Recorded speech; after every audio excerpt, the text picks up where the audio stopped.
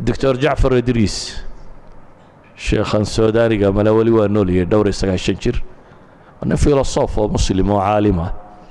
جعفر إدريس باوحو قري مقال ليدهدو دعاء وباهن إن لعاويه markaan niman buu ka waramaya wuxuu yidhi maraykan buu joogay markaa maraykan waxaan arkay buu yidhi nin taksiila ah baa jooga buu yidhi New York ayuu taksiile ka yahay wuxuu qaadaa airportku dadka ka qaada suuqu geeya 6 bilood gudahood 58 qof ayuu kursiga dambe shahaada ugu qabta waa taksiile muxuu sameeyaa marka زبونكو كاستمركو مركو صافولو ايو قران وصار عد في عله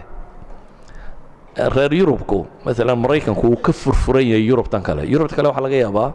nin guriga ka soo horjeeda oo ku jira inaan weligaaba kula hadlaan wada degantiin weligiina ay is arkayseen hayna